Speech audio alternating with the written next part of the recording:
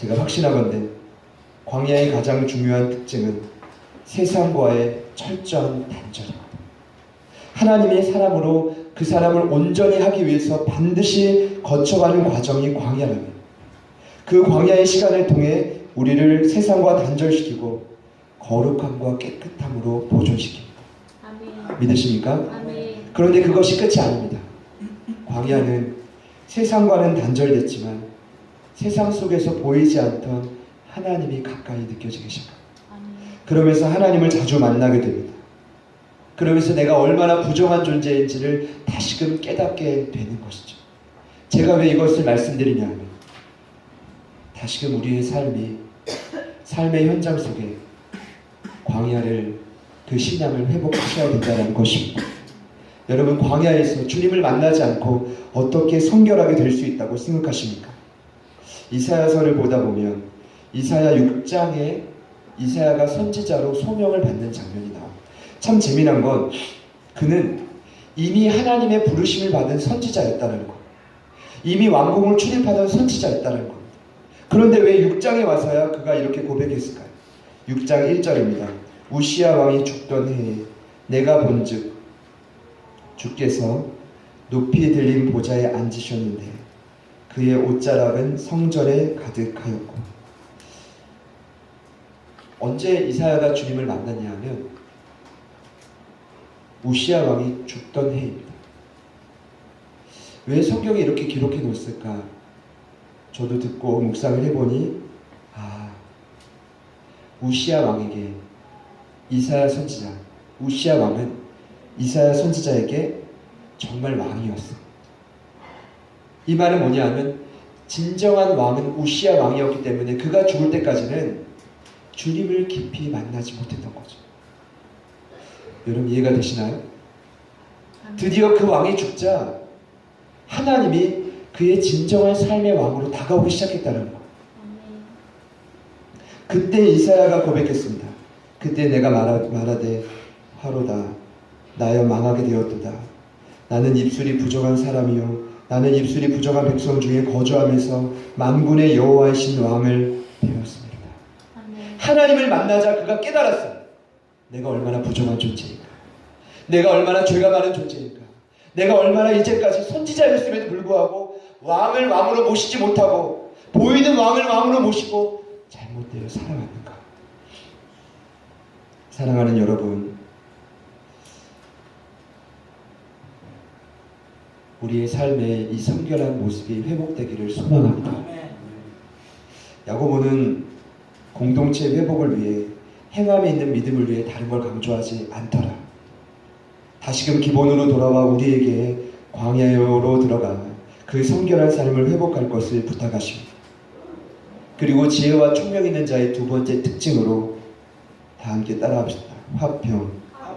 오늘 이 화평을 말하며 그는 다양한 좋은 표현들을 연이어 말합니다. 관용, 양순, 긍휼, 선한 열매, 편견, 거짓이 없는 것. 보시죠. 뒤따라 나오는 이 표현들은 화평하는 자에게 누려지는 삶의 열매들입니다. 그래서 저는 이 화평을 오늘 마지막으로 설명하고 마무리하려 합니다. 화평이라는 단어, 제가 너무나 또 자주 누누이 강조했던 단어이기에 이 시간 이렇게만 말씀드리겠습니다. 화평의 의미는 하나님과 타인과의 관계가 원만하고 모가 나지 않은 상태를 의미합니다. 반대로 적용해 보자면 지금 여러분의 마음속에 불편한 사람 한 사람이라도 있다면 지금 나는 화평하지 않은 상태입니다. 그 불편한 사람 중에 하나님이 없기를 소망합니다. 그 불편한 사람 중에 제가 없기를 소망합니다. 불편한 사람 중에 한 사람만 더 말하면 저희 아내가 없기를 소망합니다. 저희 아내는 다 이제 괜찮거든요. 다 좋은데 다 예민해요. 예배 때 누가 안 오면 다 자기 탓이야. 한번 금요기도회 때 진경 청년이 3주 연속 결석한 적이 있어요. 저에게 와서 묻습니다. 여러분, 내가 그때 진경 청년한테 이거 잘못 말했어. 분명히 그 말 때문에 오늘 안 왔을 거야. 제가 객관적으로 말합니다. 아니야. 안 왔으면 나 때문에 안 왔지 당신 때문에 아니야. 불편한 거죠. 화평이 없는 거. 이해가 되십니까? 예를 들어서 지난주에 처음 온 성도인데 그 성도가 밥을 안 먹고 가면 자기 탓인 거, 자기 탓. 저와 저희 가정을 위해서 기도해 주십시오. 아멘. 여러분의 가정에, 여러분의 마음에 제가 묻고 싶습니다. 화평이 누려지고 계십니까? 하나님과의 관계와 타인과의 관계가 어느 것 하나 모관하지 않은 완벽한 상태를 이루시고 계십니까? 공동체 안에 이것을 통해 오늘 야고보가 말하죠. 의의 열매를 거둬야 된다. 의의 열매를 거두면 내가 인정하겠다라는 거죠. 너는 진정으로 행함이 있는 믿음이 있구나. 너의 믿음은 살아있구나. 관계를 통해 많은 사람들이 인정하고 공동체를 세우는 자라 칭함받는다면 너는 진짜구나. 화평하는 자의 특징이 있습니다. 나오죠? 관용입니다. 관용이 뭡니까? 온유하고 참을성이 많은 자예요. 누가 생각나십니까? 사랑하는 남편, 아내, 자녀를 보면서 야, 관용이 많다 생각나십니까? 양순, 순종적이다. 긍휼, 자비와 동정심을 의미합니다. 선한 열매, 하나님의 통치가 막 드러나는 거예요. 그 사람을 보면서 편견이 없다. 이 편견이라는 말은 치우치지 않은 거예요. 쉽게 말씀드리면 하루는 뜨겁고 하루는 차갑지 않은 것입니다. 제가 힘든 게 뭐냐 하면 분명히 지난주에는 화평해 보였는데 갑자기 한 주 만에 변신하고 오신 성도입니다. 어떻게 해야 되지? 무슨 말을 걸어야 되지? 겉으로는 제가 웃음에 다가가지만 속으로는 두렵고 떨림으로 다가가. 그게 바로 편견입니다. 아주 널뛰기를 하는 겁니다. 신앙의 높낮이가 너무나 큰 거예요. 스테디하지 못한 거죠. 편견. 거짓이 뭡니까? 겉과 속이 다른 거죠. 사랑하는 여러분, 공동체 가운데서 이 같은 열매로 증명되시기를 소망합니다. 여러분의 신앙의 점검 방법은 간단합니다. 여러분이 속해 있는 가정과 우리 교회만 생각하시면 끝나는 거예요. 거기서 나는 과연 하나님 앞에 성결한 자인가? 아니면 화평한 자인가? 그로 말미암아 지속적으로 의의 열매를 거두고 있는 자인가? 명절 기간 되지 못했던 친지, 가족들을 더 많이 만납니다. 아이고 공격이다라고 할 때 여러분 절대적으로 평안하시기를 부탁드립니다. 아멘. 하나님의 그 마음을 주시기를 소망합니다. 아멘. 오늘 말씀을 기억하십시오. 저는 분명한 하나님의 사인이라 생각합니다. 성결하셔야 됩니다. 거기서부터 우리의 지혜와 총명의 삶을 시작이 되고 화평의 열매를 거두게 될 것입니다. 아멘. 사랑하는 여러분, 하나님이 우리에게 주시는 이 말씀을 통해 귀한 계명이 있기를 소망합니다. 아멘. 우리 함께 찬양합시다. 주는 평화.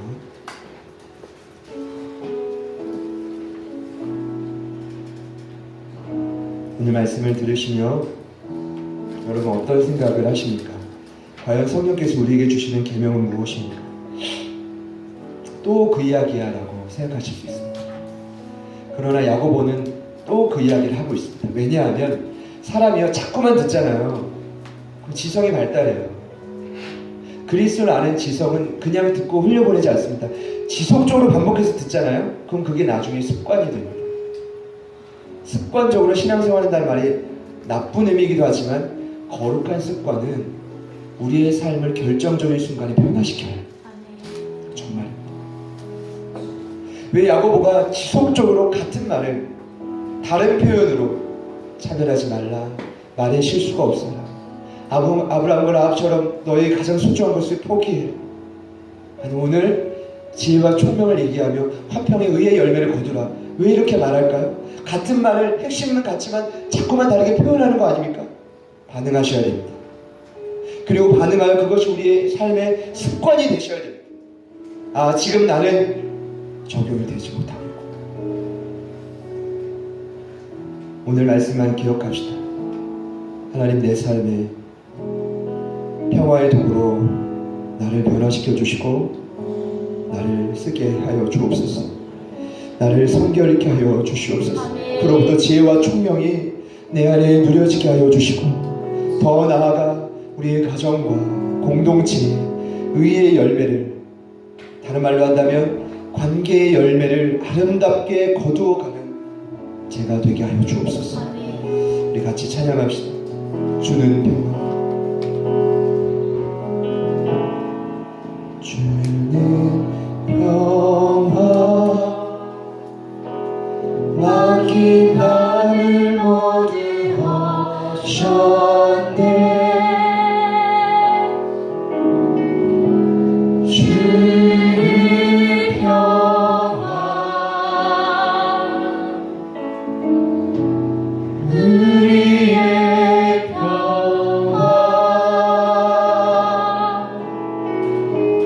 주의 평화, 맡긴 나를 모두 하셨네.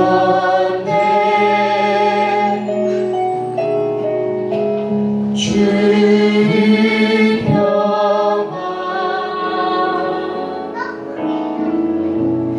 우리의 평화, 염려 다 맡겨, 염려 다 맡기라. 주가 돌보시니 주의 평화, 우리의 평화, 염려 다 맡기라. 주가 돌보시니 주의 평화, 우리의 평화.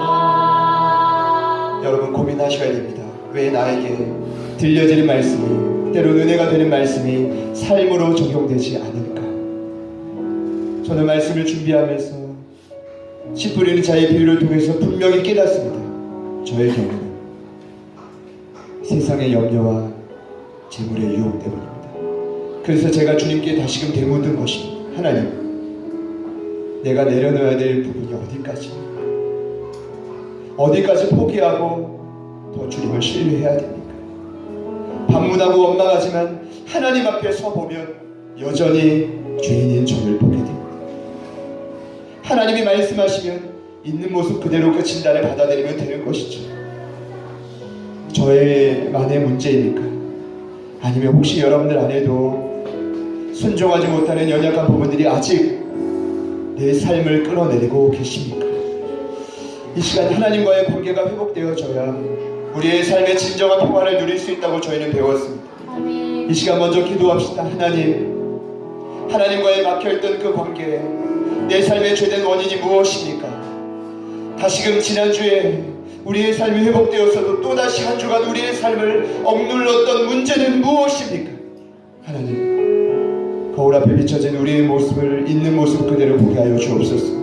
그리고 깨닫게 하여 주시고 주님 앞에 맡겨드리고 내려놓게 하여 주시옵소서. 혹여나 저처럼 염려로 인해 고민했던 분들이 있다면 다시금 주님 앞에 그 모든 염려를 맡겨드리십시오. 하나님이 일하실 것입니다. 하나님이 일하실 것입니다. 우리 후렴구만 한 번 더 고백하고 기도합시다. 염려다 맡기라. 염려다 맡기라. 주가 돌보시니 주의 평화, 우리의 평화, 우리의 평화,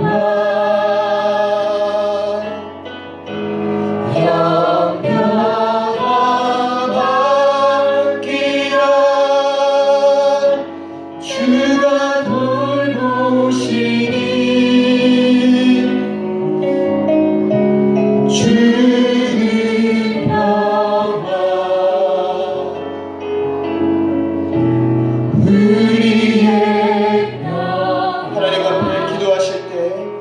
주님과의 막혀있던 관계를 회복시켜 주옵소서. 모든 염려와 걱정, 근심 주님께서 가져가 주옵소서.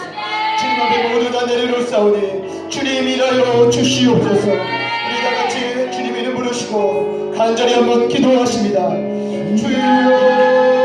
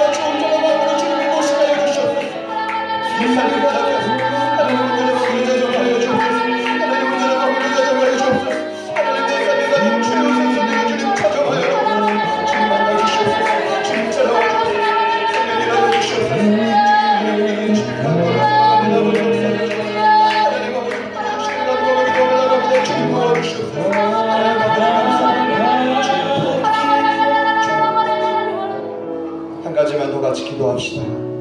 주님, 진정한 살아있는 믿음은 공동체 안에 그 진가가 드러납니다. 그래서 오늘 지혜와 총명을 말하는 것이다. 왜 필요합니까? 우리 혼자만 사는 것이 아니라 우리가 속해 있는 공동체를 이제 살리겠다라는 것입니다.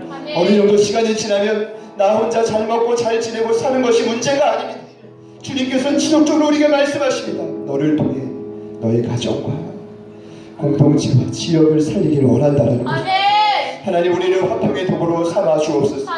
우리의 열매, 숱한 수많은 관계 속에 수많은 하나님의 선한 열매들이 맺혀지게 하여 주시옵소서. 우리 다 같이 한 번 더 간절히 기도합니다. 주여.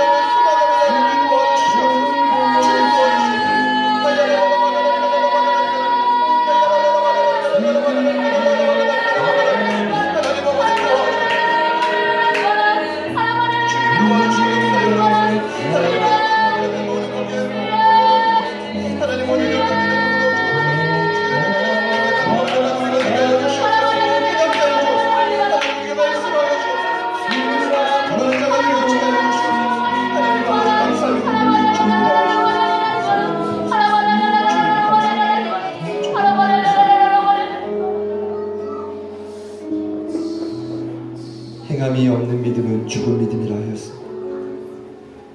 살아있는 믿음, 살리는 믿음, 진정한 신앙인으로 이제는 우리가 눈을 들어 우리가 속한 가정과 교회와 지역을 돌아보게 하여 주옵소서.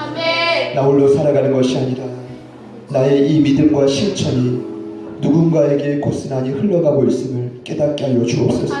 가정의 부모님들에게는 또 자녀들에게 또 우리 교회에 소속된 모든 신앙인들에게, 영적인 가족들 모두에게 오늘 이 말씀이 기준이 되어 성결하고 화평한 자로 하나님의 열매, 그 놀라운 의의 열매를 거두어가는 이 한 주간이 되게 하여 주시옵소서. 결코 우리의 신앙이 스스로 점검하는 게 아니라 공동체 안에서 증명되어짐을 잊지 않게 하여 주시옵소서. 주님, 주의 마음을 부으사 우리에게 주신 계명을 지킬 힘을 한 주간 마음껏 부어 주옵소서. 기대합니다. 우리를 새롭게 하시고 회복시켜갈 주님을 찬양하며 예수님의 이름으로 간절히 기도드립니다. 아멘.